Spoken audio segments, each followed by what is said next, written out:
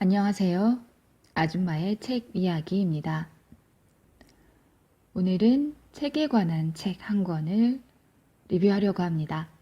제목은요, 일상이 허기질 때 밥보다 책입니다.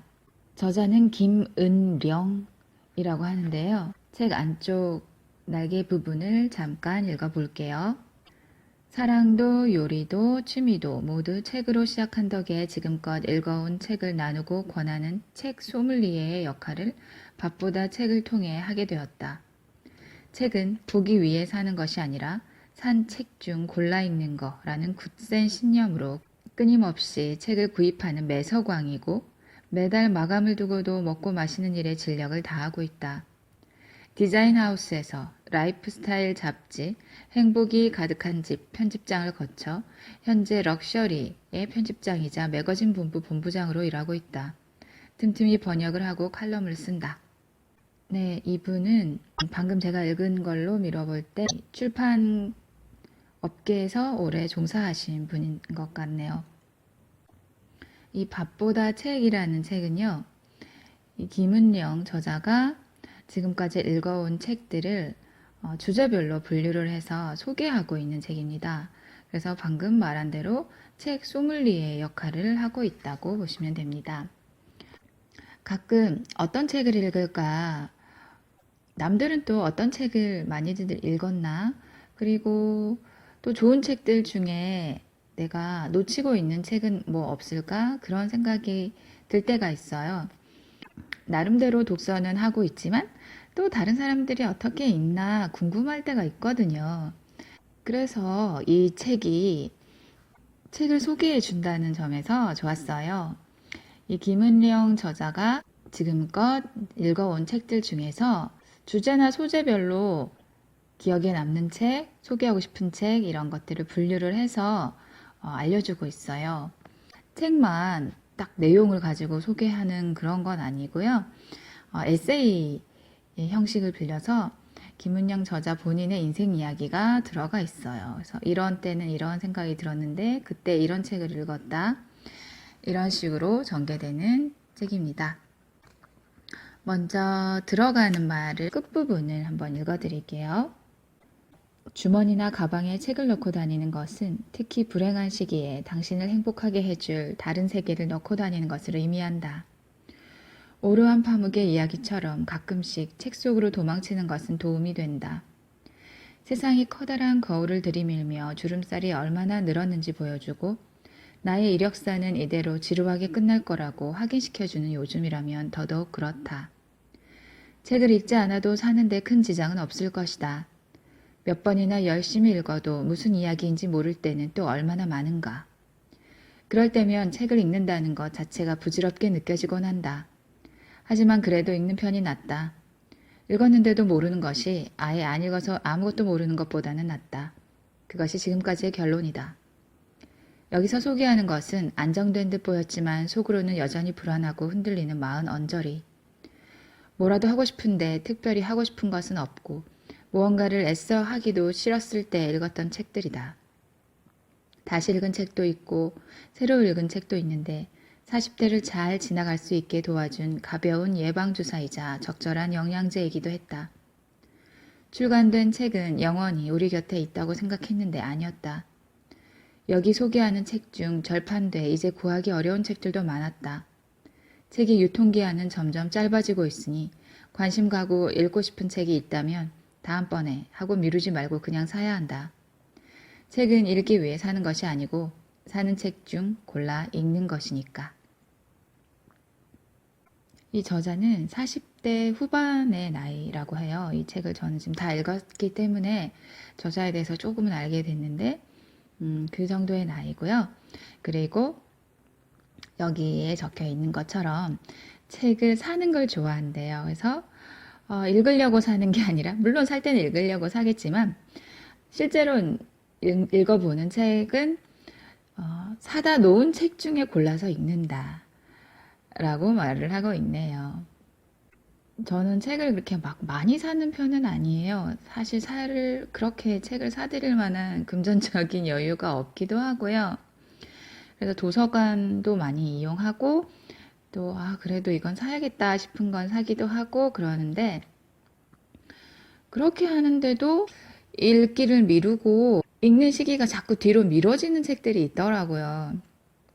그래서 책이란 건 일단 가지고 있다가 그 중에서 읽는 게 맞는 것 같아요. 그래서 사는 시기와 읽어보는 시기가 반드시 일치한다고는 생각지 않습니다, 저도. 자, 그럼 제가 차례를 한번 말씀드려 볼게요. 크게 챕터가 총 3개로 이루어져 있어요. 첫 번째 챕터는요, 내가 누구인지 말할 수 있는 자는 누구인가? 라는 큰 주제를 가지고 있고요. 그 안에 엄마와 딸의 관계, 그리고 회사와 인간과의 관계, 그리고 사랑, 연애, 그리고 가족, 그리고 반려동물, 그리고 남자 어른, 이런 주제를 가지고 책을 한 2권, 3권씩 이렇게 소개를 해주고 있어요. 그리고 챕터 2는요, 제목이 그때의 순간을 길어와 삶의 에너지로 라는 멋진 제목을 가지고 있고, 여기서의 또 작은 주제들은 어렸을 때나 또 지금까지 오면서 읽어온 책들 중에서 뭔가 삶의 포인트가 되는 그런 주제를 잡은 것 같아요. 어렸을 때 해적이 되고 싶었다. 마녀가 되고 싶었다. 실제로는 될 수 없지만 꿈꿨던 그런 판타지, 그런 것들에 대한 이야기가 있고, 또 인생에 있어서 목표를 가지고 그것에 매진하는 그런 자세, 그리고 만화와 동화, 그리고 운동하는 것, 스포츠, 그리고 고전 읽기, 이런 소주제를 가지고 또 책들을 묶어 놓았습니다. 마지막 3번째 챕터는요, 일상이에요. 매일 아침 두근두근대며 라는 제목의 챕터인데요. 여행에 관한 책, 또 책에 관한 책, 예술에 관한 책, 그리고 삶의 방식, 집, 걷기, 요리, 이런 주제들을 가지고 좀 일상과 밀착된 주제를 가지고 또 책을 분류를 해놨습니다. 그래서 오늘 저의 리뷰는요, 챕터 1 부분에 집중을 해서 여러 부분을 읽어 드리려고 하는데요. 그러면 이 책이 이런 책이구나 라는 것을 들으시는 분들이 알게 되실 거라 생각해요. 챕터 1에서 엄마와 딸의 관계를 말하는 부분이 있습니다. 그게 이 책의 가장 첫 번째 이야기의 한 꼭지인데요. 처음과 끝을 함께, 엄마와 딸이라는 주제의 아래에 3권의 책을 소개하고 있습니다. 조이러 클럽, 빌러비드, 나는 울 때마다 엄마 얼굴이 된다 라는 책 3권을 소개하고 있어요. 조이러 클럽은 90년대에 제가 영화로 본 기억이 있고 또 책도 읽어봤었어요. 근데 예전이라 책은 저희 집에 남아있지 않네요. 그게 페이퍼백으로 되어 있는 원서였거든요. 근데 영어로 되어 있는 책은 그 종이 질이 너무 안 좋아가지고 금방 썩어요.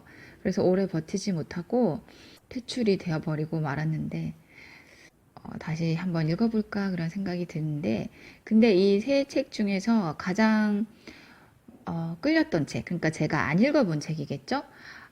끌렸던 책은 빌러비드라는 책이에요.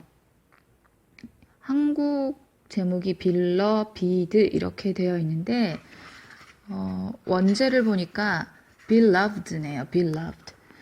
자, 이 책에 관해서 얘기하는 부분을 20페이지인데요. 읽어보도록 할게요. 지옥불처럼 뜨거워서 우리 존재를 태워버리기도 하는 또 다른 모정의 이야기도 있다. 토니 모리슨의 빌러비드는 자신이 생명을 준 딸에 대해 엄마가 어느 선까지 책임을 질 수 있는가, 책임을 지고 결정을 하는 것이 과연 옳은가 고민하게 만든다. 1856년 켄터키, 임신한 몸으로 4명의 자식을 데리고 얼어붙은 강을 건너 도망친 마거릿 가너는 노예 사냥꾼에게 잡히자 자식을 노예로 살게 할 수는 없다는 생각에 2살배기 딸을 살해하고 다른 자식들도 죽이려다 잡혀 재판에 회부되었다. 그녀를 인간으로 인정하여 살인죄로 기소할지, 노예법에 따라 잃어버린 재산으로 취급할 것인지 논쟁이 되었는데 그녀와 변호사는 살인죄를 원했지만 결국 인간으로 재판받지 못했다고 한다. 이 실제 사건이 미국의 소설가 토니 모리슨의 정교하고 아름다운 글을 통해 생생하고도 새롭게 구성된다. 주인공 세서가 네 아이들 중 한 아이를 직접 죽이고 태어난 지 28일 되는 갓난아기를 데리고 감옥으로 들어가는 과정에 집중했다면 노예제의 참혹함을 그리는 것에 그쳤겠지만 이 책은 감옥에서 나온 세서가 죽은 아기의 원혼이 감도는 124번지로 돌아온 후의 이야기에 집중한다. 세서 옆에는 태어난 지 얼마 안 돼서 아슬아슬하게 구출되었지만 사랑받아야 할 엄마로부터 두려움을 느끼며 자신의 존재를 끊임없이 확인하는 딸 텐더가 자리하고 있다. 여기에 세서가 제 손으로 죽인 아기 빌러브드가 처녀의 몸을 빌려 돌아와 왜 자기를 죽일 수밖에 없었는지 이야기해 달라고 조른다. 과거를 떠올리며 그때의 결정을 이야기하는 일은 참혹했다. 원하지 않았던 임신, 딸에게 또 다른 지옥을 물려주고 싶지 않았던 모정이 만들어낸 현실의 지옥. 그 무게에 눌려 미치거나 도망하지 않고 기꺼이 죄를 치르고 꾸역꾸역 살아가는 엄마와 그 엄마에게서 생명을 나눠받은 딸이 보여주는 용기는 이 소설이 그토록 큰 사랑을 받게 된 이유일 것이다. 네, 저는 이 밥보다 책 전체를 통해서 여러 좋은 책을, 제가 읽지 않은 여러 좋은 책을 알게 되었는데요. 가장 먼저 장바구니에 담은 책이 바로 이거예요. 빌러비드였습니다.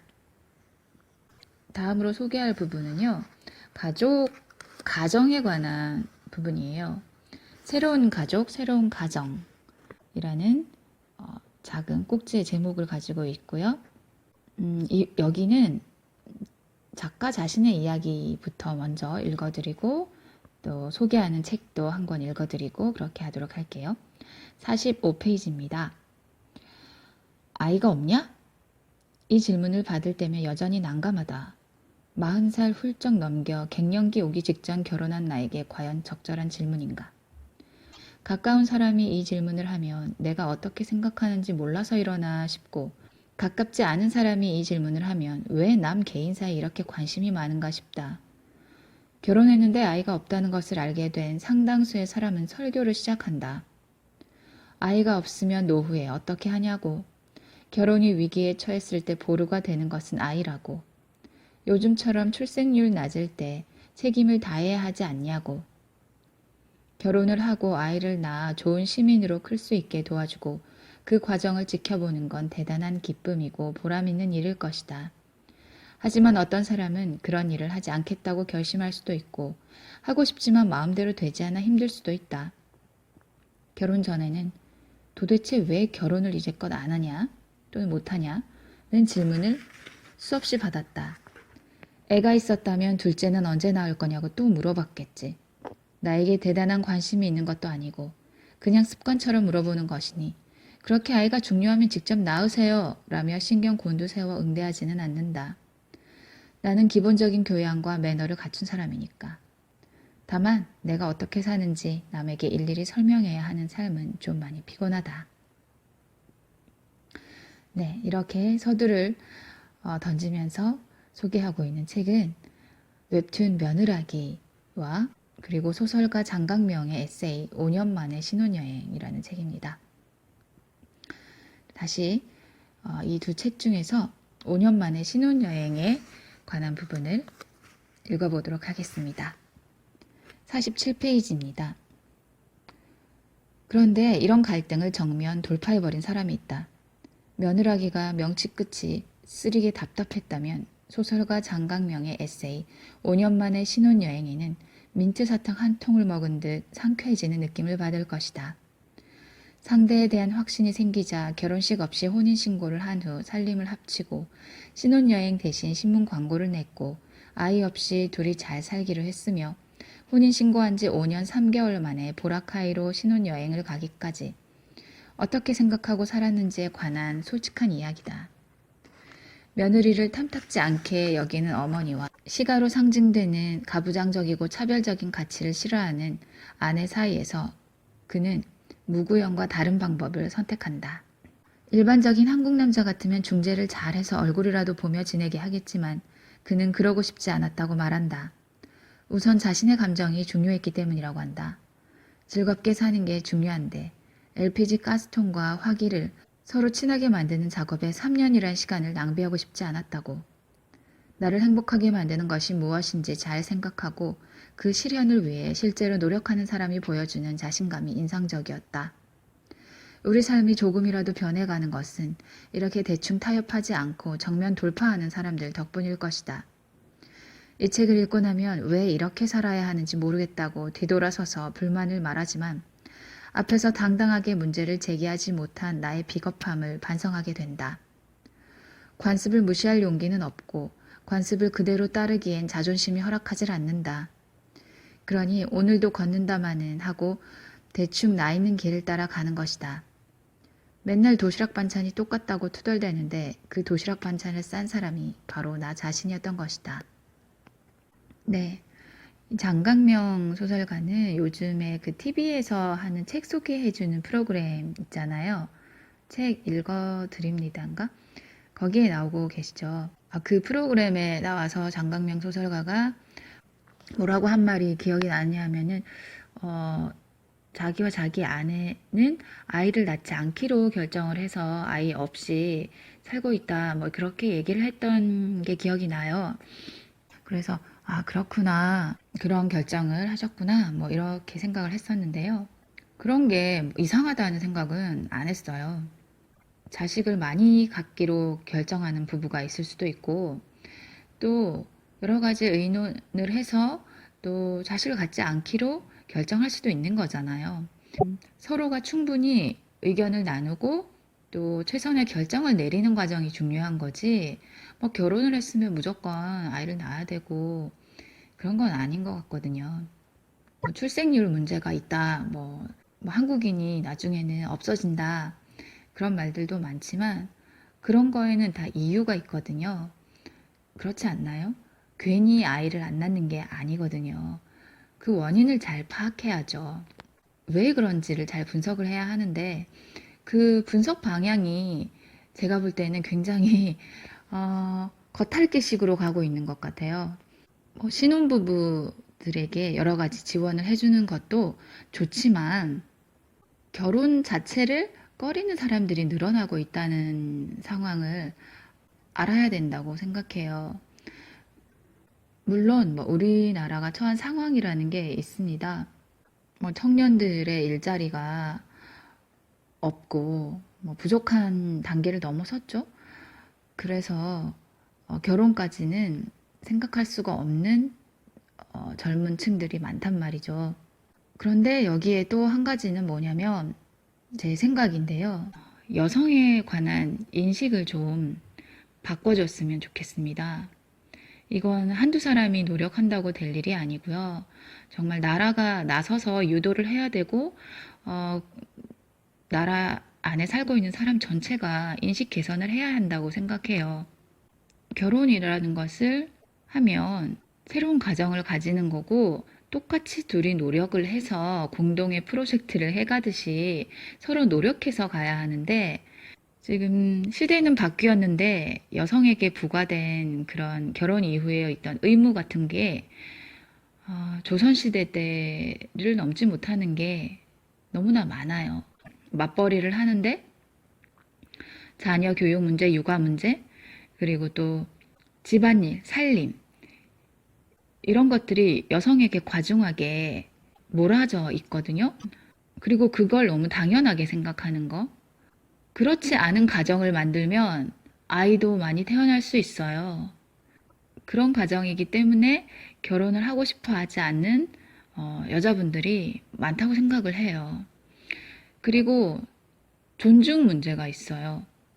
우리나라는 아이들을 안 좋아해요. 근데 제가 어렸을 때는 그런 걸 못 느꼈거든요. 제가 어렸을 때, 아이였을 때. 골목 앞에서 아무리 시끄럽게 놀고, 놀이터에서 시끄럽게 놀고, 그래도 괜찮았어요. 근데 요즘은 아이들을 보고 싶어 하지 않잖아요, 어른들이. 그리고 그 어른들이 되게 웃긴 게 자식을 키워보고 그런 어른분들이 아니라 자기 자신이 어린이와 청소년 시기를 벗어난 지 얼마 되지 않은 젊은 어른들이 그래요. 시끄럽다, 뭐 성가시다, 뭐 부모가 애 교육을 제대로 시키지 못한다, 뭐 그런 말을 해요.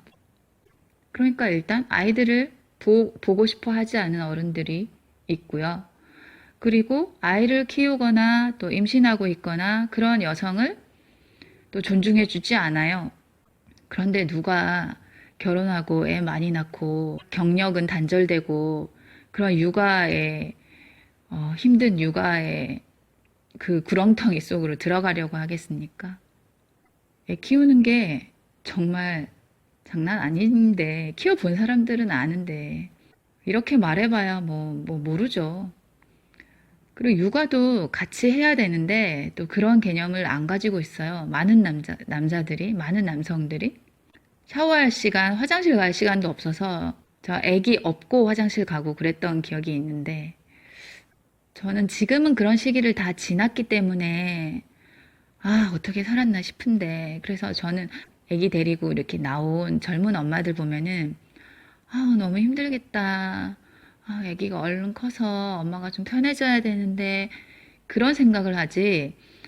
어휴, 참, 집에서 남편 돈으로 팽팽 놀면서 커피나 마시러 다니네, 그런 생각은 단 한 번도 한번 해본 적이 없거든요. 맘충인 이런 말을 들으면 정말 너무 화가 나요. 뭐가 충이에요, 충은? 그럼 자기들은 그러면 충 밑에서 안 태어났나? 다 그렇게 태어났지? 그렇게 컸지? 갑자기 제가 흥분을 했네요. 어제 무슨 얘기하다가 그렇게 됐죠? 네, 장강명 작가의 이 책 얘기를 하다가 이 부부가 자식이 없다는 얘기를 하다가 또 그렇게 됐네요. 자, 그러면 다시 책으로 돌아가서 다른 이야기를 또 해볼게요. 여기서의 주제는 이제 남자, 쉼표, 어른, 또 쉼표가 달려있어요. 그러니까 쉼표로 연결돼서 네 단어가 연결되어 있는데요. 남자, 어른, 아버지, 신사라는 제목의 한 부분입니다. 62페이지고요. 읽어볼게요. 책을 읽다가 예상치 못하게 매력적인 인물을 발견하게 될 때가 있다. 분명 작가가 만들어낸 가공의 인물인데 현실의 인간보다 훨씬 더 현실적이고 현실의 어떤 인물보다 멋지다. 하퍼 리의 소설 앵무새 죽이기에 등장하는 애티커스 핀치가 그랬다. 1980년대 후반 아이들이 심판한 나라라는 제목으로 처음 소개되었을 때 이렇게 멋진 남자 어른이 다 있지? 하는 감탄 속에서 책 한 권을 훌쩍 다 읽어버렸다. 1960년 미국에서 발표된 이 소설은 2년 후 영화화 되었는데 우리나라에서는 엘라바마 이야기라는 제목으로 소개되었다. 어렵게 이 흑백 영화를 비디오로 구해보며 다시 한번 감탄했다. 그레고리 팩은 이 역으로 아카데미 나무주연상을 받았는데 요즘 말로 싱크로 100%다. 수많은 영화에서 수많은 멋진 남자들이 등장했지만 이 영화의 애티커스 핀치는 배트맨과 제이슨 본 요원을 가볍게 누르고 나에게는 가장 멋진 영화 속 남성으로 오랫동안 자리를 차지하고 있다. 네, 이렇게 한 단락을 읽어드렸습니다. 이 부분에서는요. 앵무새 죽이기라는 책과 가네시로 가즈키라는 작가의 고라는 그러니까 G-O 영어로 고라는 책을 소개하고 있습니다. 존경받을 만한 남자 어른에 관한 이야기를 하고 있어요. 그리고 신사라는 덕목에 관해서도 이야기를 합니다. 신사라는 말 자체는 뭔가 옛날 말 같지만 이 덕목만은 성별에 상관없이 어른이라면 지녀야 하는 덕목이다라는 이야기를 해요. 그래서 좋은 어른이 된다는 것, 괜찮은 어른이 된다는 것, 그런 이야기를 하고 있습니다. 다음으로 소개해드릴 부분은 태어나 살고 죽고 라는 제목입니다. 죽음에 관한 책이겠죠? 여기서는 숨결이 바람이 될 때라는 책과 고맙습니다. 올리버 섹스의 고맙습니다 라는 책을 소개하고 있습니다. 이 부분의 첫 시작 부분을 읽어드리겠습니다. 남편은 50살이 되더니 부쩍 죽음에 대한 탐구를 하기 시작했다. 죽음을 잘 준비하는 것이 남은 삶을 잘 준비하는 거라나 뭐라나. 촌스럽고 아직 성숙하지 못한 나는 죽음을 언급하는 것이 여전히 편치 않다. 어느 나라 속담에 아무리 미뤄놓아도 좋은 것은 결혼과 죽음이라는 말이 있다고 하는데 정말 현명한 이야기 아닌가. 그러다 고등학교 동창의 부고를 전해 듣고 잠시 멍한 상태가 되었다. 아, 벌써 이럴 때구나. 혹시 잘못된다고 해도 요절이라는 단어는 사용할 수 없는 나이. 삶을 너무 아쉬워하기도 애매한 나이가 되어버렸다. 요즘 들어 죽음에 관한 책이 눈에 많이 띄는 것은 내가 이 문제에 대해 예전보다 관심을 갖게 되어서일까? 삶에 대한 지나친 열정과 집착을 보여 모두가 피곤해졌던 사회가 모든 게 영원하지 않다는 사실을 알게 된 덕일까? 일을 할 때면 내년 사업 계획을 미리 준비하고 시장 상황에 따라 어떤 대비를 할지, 어떤 새로운 기회를 찾아볼지는 늘 고민하면서 정작 인생에 있어서 예상치 못하게 찾아오는 사고나 죽음에 대해서는 무대책, 무방비 상태로 지내고 있다는 사실을 새삼 깨달았다. 죽음을 생각하거나 입에 올리는 것을 불길하게 여기는 문화도 기대수명 100세 시대에 들어가며 조금씩 바뀌고 나도 나이 들어가면서 바뀌는 듯하다. 오랫동안 건강하게 살기를 바라지만 태어난 모든 것은 언젠가 죽음을 맞이한다. 막연히 소망하는 건강과 장수, 확실하게 증명된 끝의 존재, 이 두 가지의 간극을 인정할 수 있어야 성숙한 사람일 텐데 이제야 조금 어른이 되어가는 것일까. 네, 이렇게 시작을 해서 숨결이 바람이 될 때라는 책과 고맙습니다 라는 책 두 권을 소개하고 있습니다. 그럼 제가 다시 차례로 와서요. 어떤 책들이 소개되고 있는지를 간단히 알려드리고 리뷰를 마치도록 할게요. 엄마와 딸의 관계를 주제로 가진 그 책들은요. 아까 제가 읽어드렸던 부분이기도 한데 그 책들은 조이러 클럽, 빌러비드, 나는 울 때마다 엄마 얼굴이 된다 라는 거고요. 라는 책이고 그 다음에 회사와 인간에 관한 책은요. 아직 불행하지 않습니다. 책 제목이에요. 퇴사하겠습니다. 이것도 책 제목입니다. 일하는 마음 이렇게 세 권을 소개하고 있습니다. 그리고 사랑에 관한 책 콜레라 시대의 사랑, 달콤 쌉싸름한 초콜릿 이렇게 두 권을 소개하고 있습니다. 가정에 관한 책 며느라기, 5년 만에 신혼여행, 여자 둘이 살고 있습니다. 이렇게 세 권을 소개하고 있습니다. 그리고 반려동물에 관한 책 노견 만세, 남겨둘 시간이 없답니다. 어느 날 고양이가 내게로 왔다 라는 세 권의 책을 소개하고 있습니다. 남자, 어른, 아버지, 신사 라는 제목에는 앵무새 죽이기와 고가 있고요. 슬픔과 불안으로 사람과 인생은 만들어진다 라는 소제목 안에는 에거서 크리스티 자서전과 비커밍, 미셸 오바마의 책 비커밍이 있습니다. 그리고 어른이 되면, 아픔이 길이 되려면 이라는 책들을 통해서 우리는 함께할수록 단단한 존재들이다 라는 얘기를 하고 있고요. 태어나 살고 죽고 라는 제목으로 묶여있는 책들은 숨결이 바람이 될 때, 고맙습니다, 가만한 당신, 함께 가만한 당신 이렇게 네 권입니다. 여기까지가 챕터 1이에요. 챕터 2에는 보물섬, 맥베스, 허크베리 핀의 모험, 모비딕, 노인과 바다, 그리고 피너츠, 만화입니다. 스누피 나오는 거. 그리고 내 이름은 삐삐 롱스타킹. 그리고 축구에 관한 책, 더 사커북, 축구, 그 빛과 그림자, 우아하고 호쾌한 여자 축구. 그리고 여기에 무라카미 하루키의 작품들이 또 묶여 있어요. 노르웨이의 숲, 직업으로서의 소설가, 수리부엉이는 황혼에 날아오른다. 그리고 고전, 일리아스, 오디세이아, 지금 호메로스를 읽어야 하는 이유, 삼국지. 그 다음에 언어 공부에 관한 책, 외국어 전파담, 언어 공부. 책 제목이 언어 공부예요. 이 책도 되게 읽어보고 싶어지더라고요.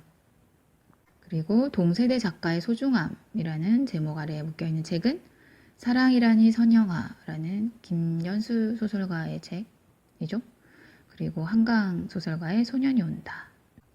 여기까지가 챕터 2예요. 그럼 챕터 3에는 어떤 것들이 있을지 여러분들이 직접 읽어보고 확인해 보시면 좋겠고요. 저는 이 밥보다 책, 이 책을 통해서 너무 읽고 싶은 책들을 많이 추천받아서 너무 좋았어요.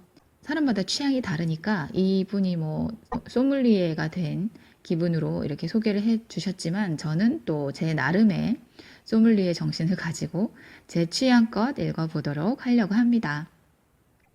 네, 그래서 오늘 밥보다 책 리뷰를 마치도록 할게요. 들어주셔서 감사합니다.